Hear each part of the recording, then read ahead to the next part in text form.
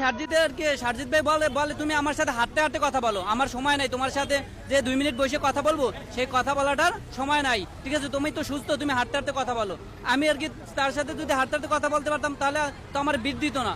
ঠিক আছে, তারপর আমি তার সাথে কথা আর কি বললাম। ঠিক আছে, সে মাত্র 2 জন ক্রিটিক্যাল পেশেন্টকে দেখেছে যাদের হাত এবং পা নাই, তাদেরকে দেখে গেছে। এখন পড়ে আছে তাদের কি হবে? যেমন আমার এখন একটা বুলেট আছে পায়ে, যেটা কাটলে পা কেটে যাবে, বা এমন আছে আমি মারা যেতেও পারি।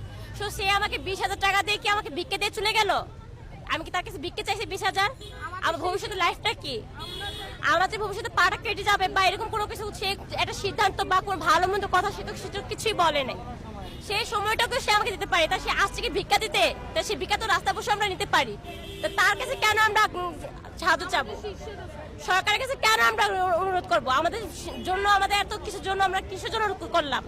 এই দেশের জন্য এত কিছু যে করলাম, সেটা কি ভিক্ষার জন্য? 20,000 টাকার জন্য? 20,000 টাকা কি সব রিস্কানা পকেটেও থাকে? যে ভিক্ষা করে তার কাছেও আছে। বাট আমরা টাকার জন্য তো আন্দোলন করি নাই, দেশ স্বাধীন করি নাই, এই ইনজুরি নিয়ে পড়ে আসিনি। এখন একটা বুলেট নিয়ে চলতেছি, নিজে পায়ে দাঁড়াতে পারছি না। অনাথ মানুষ, কি হবে আমার? আমি একজন অনাথ, আমার ভবিষ্যৎ কি? আমি কি করব?